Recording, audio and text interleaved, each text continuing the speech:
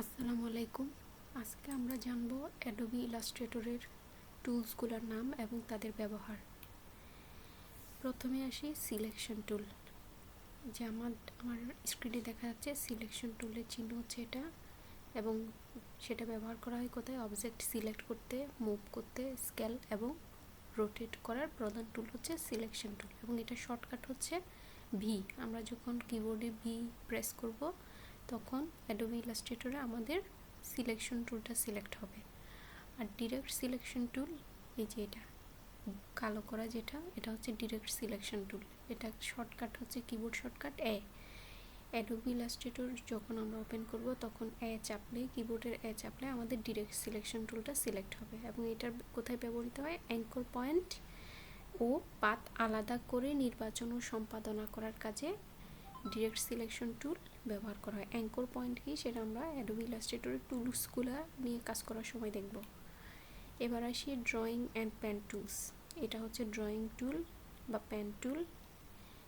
এই যে ড্রয়িং বা পেন টুলের শর্টকাট হচ্ছে পি। ব্যবহৃত হয় নিখুঁত কার্ভ বা বেজার পাত আঁকা ও শেপ তৈরি করার কাজে। এবং কার্ভেচার টুল, ড্রয়িং টুলের পরে আছে কার্ভেচার টুল। এই যে আমার যেটা ফিতার মতো করে লাগানো পেনের সাথে, এটা হচ্ছে কার্ভেচার টুল, এবং এটা ব্যবহার করা হয় সহজে স্মুথ কার্ভ তৈরি করা পেন টুলের তুলনায় অতি দ্রুত গতিতে কাজ করতে পারে এটা। লাইন সেগমেন্ট টুল, এই যে এরকম চিহ্নওয়ালা যেটা দেখবো এটা হচ্ছে লাইন সেগমেন্ট টুল। এটা সোজা লাইন আঁকার ক্ষেত্রে ব্যবহার করা হয়। যে চিহ্ন আমাকে দেওয়া আছে চিত্রে, লাইন সেগমেন্ট টুল হচ্ছে এটা। এবার আসি শেপ টুল। আমাদের অনেকগুলো শেপ টুল আছে। প্রথমত হচ্ছে রেক্টেঙ্গেল টুল। এটা হচ্ছে রেক্টেঙ্গেল টুল, যার শর্টকাট হচ্ছে কিবোর্ড শর্টকাট এম, এবং এটা বর্গ বা আয়তক্ষেত্র তৈরির কাজে ব্যবহৃত হয়। এরপর আছে ইলিপস টুল। এটা হচ্ছে ইলিপস টুল, শর্টকাট হচ্ছে এল, বৃত্ত ও ওভাল আঁকার কাজে ব্যবহৃত হয়।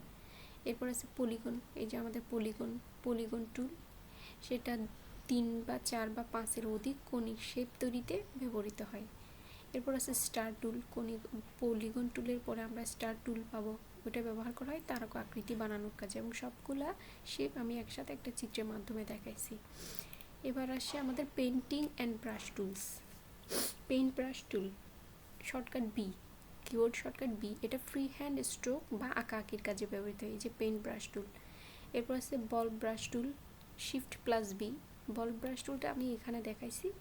এই যে আমার এটা হচ্ছে বল ব্রাশ টুল। হ্যাঁ, বল ব্রাশ টুলটা আমার এরকম করে আঁকা আঁকির কাজে ব্যবহার করব, যার কিবোর্ড শর্টকাট হচ্ছে শিফট প্লাস বি। আঁকা ব্রাশ লাইন স্বয়ংক্রিয়ভাবে ভেক্টর শেপে রূপান্তরিত হয়। আঁকা ব্রাশ লাইনটাকে আমি ভেক্টর শেপে রূপান্তর করতে গেলে আমাকে বল ব্রাশ টুল ব্যবহার করতে হবে। এখন ভেক্টর শেপ কি সেটা আমরা যখন ডিজাইন করব তখন দেখাবো। আর ইরেজার টুল, এই যে ইরেজার টুল, শিফট প্লাস ই, শেপ বা স্ট্রোক কাটতে বা মুছতে ইরেজার টুল ব্যবহার করা হয়। এরপর আছে গ্রেডিয়েন্ট টুল। গ্রেডিয়েন্ট টুলের কিবোর্ড শর্টকাট জি। এটা গ্রেডিয়েন্ট কালার তৈরি এবং নিয়ন্ত্রণ করতে ব্যবহৃত হয়। এবার আসে আমাদের ম্যাশ টুল। এগুলোও কিন্তু পেন্টিং এবং ব্রাশ টুলের অন্তর্ভুক্ত। Mash tool, I dropper tool, blend tool. Mash টুলের কিবোর্ড শর্টকাট ইউ। এটা জটিল রঙের শেডিং ও ফটো রিয়েলিস্টিক শেপ তৈরির ক্ষেত্রে ব্যবহৃত হয়। I dropper tool wrong style copy করে অন্য অবজেক্টে লাগানো হয়। আর ব্লেন্ড টুল হচ্ছে দুই শেপের মধ্যে বা রঙের মধ্যে নরম ট্রানজিশন তৈরির ক্ষেত্রে ব্যবহৃত হয়। ব্লেন্ড টুলের কিবোর্ড শর্টকাট হচ্ছে ডাব্লিউ। এবার আসি আমাদের editing and cutting tools. Scissor tools, keyboard shortcut C. Path নির্দিষ্ট জায়গায় কেটে ভাগ করে, যেটা হচ্ছে সিজর টুল। নাইফ টুল, শেপকে ফ্রি হ্যান্ডে 2 বা বেশি ভাগে কাটতে ব্যবহৃত হয়, এটা হচ্ছে knife tool. Shape builder tool, keyboard shortcut হচ্ছে শিফট প্লাস এম, অর্থাৎ শিফট প্লাস এম যখন প্রেস করব তখন আমাদের শেপ বিল্ডার টুলটা সিলেক্ট হবে। শেপকে মার্জ করা, সাবট্রাক্ট করা অর্থাৎ ভেঙে ফেলা, ডিভাইড করা, সাবট্রাক্ট মানে বিয়োজন করা, মার্জ করা মানে যোগ করা, এবং ডিভাইড বা ভেঙে ফেলা ইত্যাদি ক্ষেত্রে, অর্থাৎ লোগো ডিজাইনে সবচেয়ে বেশি কোনটা ব্যবহৃত হয়? শেপ বিল্ডার টুল ব্যবহৃত হয়। শেপকে মার্জ করা, সাবট্রাক্ট করা এবং ডিভাইড করার কাজে শেপ বিল্ডার টুল, এটা হচ্ছে শেপ বিল্ডার টুল। আচ্ছা, এবার আসি এখানে যেটা দেখাইছে, এই যে transform tool. Editing and cutting টুলের পরে আমরা এবার দেখব ট্রান্সফর্ম টুলস। ট্রান্সফর্ম টুল কী কী আছে? রোটেট টুল, স্কেল টুল, রিফ্লেক্ট টুল এবং শেয়ার টুল। আচ্ছা, রোটেট টুল হচ্ছে এই যে এটা হচ্ছে রোটেট টুল। হ্যাঁ, এই যে আমার এখানে সিলেক্ট করা যেটা দেখাচ্ছে এটা রোটেট টুল। এরপর আসি রোটেট টুলে কিবোর্ড শর্টকাট আর, অবজেক্টকে ঘোরানোর কাজে ব্যবহৃত scale tool S.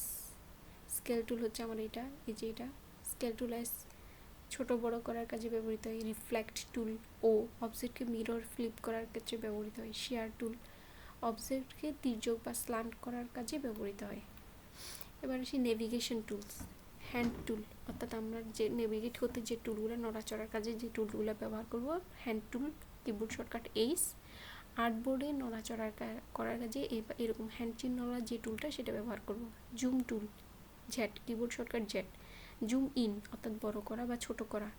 Zoom in বা জুম আউট করার কাজে আমরা এই যে জুম টুলটা ব্যবহার করব। Symbol and graph tool. Symbol sprayer tool, এটি আইকন বা শেপ বহুবার ছড়িয়ে বসানোর কাজে ব্যবহৃত হয়। আইকন বা শেপ বহুবার ছড়িয়ে বসানোর কাজে ব্যবহৃত হয়। এই যে এটা হচ্ছে শেপ, সিম্বল বা গ্রাফ টুল। সিম্বল স্প্রেয়ার টুল। গ্রাফ টুল, বারবার বার, লাইন, পাই চার্ট তৈরির কাজে ব্যবহৃত হয়। এই যে বার, লাইন বা পাই চার্ট তৈরির কাজে এই গ্রাফ টুলটা ব্যবহৃত হয়। এবার আসি perspective and measure tool. Perspective grid tool, এটা হচ্ছে পার্সপেক্টিভ গ্রিড টুল। 1 বা 2 বা 3টা পয়েন্ট, 3 পয়েন্ট পার্সপেক্টিভ গ্রিড তৈরি করে।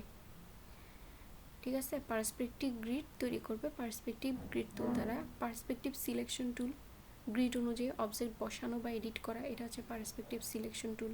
গ্রিড অনুযায়ী আমি অবজেক্ট বসাবো বা এডিট করবো। মেজার টুল, দূরত্ব মাপার কাজে ব্যবহৃত হয়। এই যে আমার মেজার টুলটা কোনটা সেটা দেখাই দিচ্ছে এখানে, এইটা হচ্ছে মেজার টুল। এই যে আমার এগুলো হচ্ছে অ্যাডোবি ইলাস্ট্রেটরের সবগুলো টুলসগুলো এই পাশে থাকবে। আচ্ছা, এবার আসি অ্যাডভান্স টুল। পাপেট র্যাপ টুল, যে কোনো শেপের অংশ পিন করে নড়ানো, কার্টুন বা ক্যারেক্টার পোজিংয়ে কাজ দেয়। রিকালার আর্টওয়ার্ক, পুরো ডিজাইনের সব রং এক ক্লিকে পরিবর্তন বা ফাইন টিউন করার কাজে ব্যবহৃত হয়। এই যে এটা হচ্ছে পাপেট র্যাপ টুল। এই যে পাপেট র্যাপ টুল, এই যে পাপেট র্যাপ টুল। এবার আসি রিকালার আর্টওয়ার্ক। রিকালার আর্টওয়ার্ক কোনটা? এই যে আমার রিকালার আর্টওয়ার্ক, এই যে রিকালার আর্টওয়ার্ক দেখা যাচ্ছে। এতটুকুই ছিল আমাদের আজকের আলোচনা। আমরা এখন সরাসরি ইলাস্ট্রেটরের ইন্টারফেসে চলে যাব। দেখি অ্যাডোবি ইলাস্ট্রেটরের ইন্টারফেসটা কীরকম। এটা হচ্ছে আমার অ্যাডোবি ইলাস্ট্রেটরের ইন্টারফেস। প্রথমে আপনাদেরকে অ্যাডোবি ইলাস্ট্রেটর যখন আমরা ওপেন করব এরকম দেখাবে। এখান থেকে আমরা Ctrl+N চাপলে আমাদের নতুন আর্টবোর্ড নেওয়ার জন্য এই অপশনটা আসবে। এখান থেকে আমরা নিজেদের ইচ্ছা মতো আর্টবোর্ড নিব, ইঞ্চিতে বা পিক্সেলে বা যেভাবে আমরা চাই সেভাবে নিব। আর এখানে আমাদের সাইজটা দিয়ে দিব। আর এখানে ক্রিয়েট, এই যে ল্যান্ডস্কেপ বা পোর্ট্রেট মোডে যে কোনো একটা মোডে থাকবে, সাধারণত ল্যান্ডস্কেপ মোডে আমরা রাখি। আর ব্ল্যান্ড নিলে তখন ব্ল্যান্ডের সাইজটা এখানে বলে দিব আর ক্রিয়েট দিব। আর একটা উপায় আছে, সেটা হচ্ছে ফাইল থেকে নিউতে যাব। ফাইল থেকে নিউতে গেলে আমার নতুন আর্টবোর্ড করার জন্য এটা শো করবে। শো করলে ঠিক সেম আমরা ইঞ্চিতে রাখবো না পিক্সেলে রাখবো। এখান থেকে সিলেক্ট করে আমাদের পরিমাপটা বলে দিব। এক এক ডিজাইনের জন্য এক এক মাপ, সেটা আমরা যেই ডিজাইন করব তখন সেই ডিজাইনের ক্ষেত্রে বলে দিব। আপাতত আমি এখন ইঞ্চিতে রাখতেছি এবং একটা নির্দিষ্ট আমার ইচ্ছা অনুযায়ী একটা সাইজ নিয়ে নিলাম। যে এরপর ক্রিয়েট দিব। এখন আমার নতুন একটা আর্টবোর্ড ক্রিয়েট হয়ে যাবে। এখন দেখেন এটা উপরেরটা হচ্ছে আমাদের টাইটেল বার, এরপর হচ্ছে আমাদের অপশন বার। হ্যাঁ, এরপর আমাদের এখানে আমাদের টুলস বারের টুলসগুলো আছে। যেমন এটা দেখেন সিলেকশন টুল ভি, পাশে কিন্তু শর্টকাটগুলো আছে। ডিরেক্ট সিলেকশন টুল এ, এই যে magic wand tool Y, lasso tool Q, pen tool P, curvature tool shift plus কিবোর্ডের এই চিহ্নটা, তারপর টেক্সট টুল বা টাইপ টুল এটা টি। এরপর আসেন লাইন সেগমেন্ট টুল।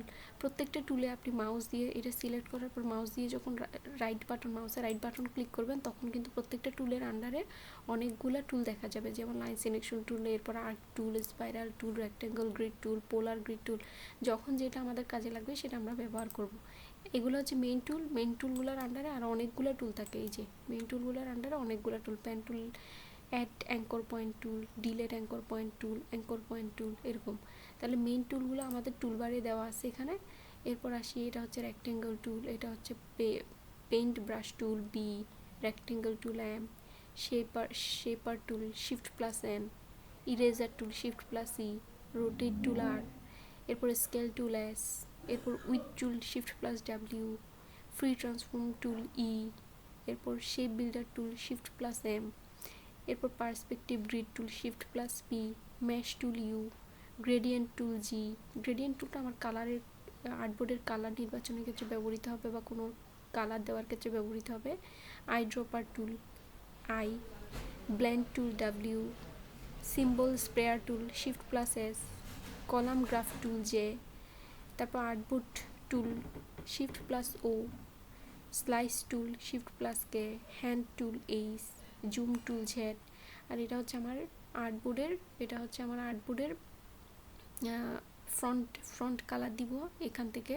আর এটার থেকে আমি আর্টবোর্ডের স্ট্রোক কালার বা ব্যাকগ্রাউন্ড কালার দিব। হ্যাঁ, এটা হচ্ছে আমাদের আর্টবোর্ডের ব্যাকগ্রাউন্ড কালার। যেমন আমি এটাতে ডাবল ক্লিক করছি, এটাতে একটা কালার দিলে আমি যে কালারটা দিব এটা আমার আর্টবোর্ডের ব্যাকগ্রাউন্ড কালার হবে। আচ্ছা, হয় নাই। এই যে আমি একটা রেক্টেঙ্গল নিলাম, নেওয়ার পর আমি যখন এটাতে ক্লিক করে আমি যে কালারটা দিব এটা হবে আমার আর্টবোর্ডের ফরগ্রাউন্ড কালার। এটা ফরগ্রাউন্ড কালার। আর এই যে এটাতে যখন আমি কালার দিব, ধরলাম আমি হলুদ কালার দিচ্ছি, এটা হবে আমার আর্টবোর্ডের, এটা হবে স্ট্রোক কালার। এটা স্ট্রোকটা যদি আমি একটু মোটা করে দিই তাহলে বুঝতে পারবেন আপনারা। এই যে দেখেন বাইরে আরেকটা কালার আসছে, এটা হচ্ছে স্ট্রোক কালার। স্ট্রোকটা আমি আরও বড় করে দিলে তাহলে আরও স্পষ্টভাবে বোঝা যাবে। এই যে স্ট্রোক কালার, তাহলে এই যে এটা হচ্ছে আমার ফরগ্রাউন্ড কালার, এটা হচ্ছে আমার স্ট্রোক কালার। আমার আর্টবোর্ড বা ব্যাকগ্রাউন্ডের ফরগ্রাউন্ডের সামনে থাকবে এটা, আর স্ট্রোক হচ্ছে বাইরে যে নতুন একটা লেয়ার যুক্ত হয়েছে, বাইরের দিকে যে একটা কি বলে এটাকে, একটা লাইন শেপের মতো যেটা যুক্ত হয়েছে, এটা হচ্ছে আমার স্ট্রোক কালার। স্ট্রোক কালারটা আমরা সাধারণত সবখানে দিব না, এটা আমরা যেখানে লাগবে শুধু সেখানে দিব, নয়তো আমরা এটা অফ করে দিব। এই যে অফ করে দিচ্ছি। তাহলে আপাতত আমরা নামগুলো জানলাম আজকে, আমার বিভিন্ন টুলসের নাম। আমরা যখন পরবর্তী ক্লাসে যখন ডিজাইন করবো, এক একটা ডিজাইন যখন করব, প্রত্যেকটা টুলের আস্তে আস্তে আমরা ব্যবহার জানবো। আজকে এতটুকুই। ধন্যবাদ সবাইকে। আসসালামু আলাইকুম।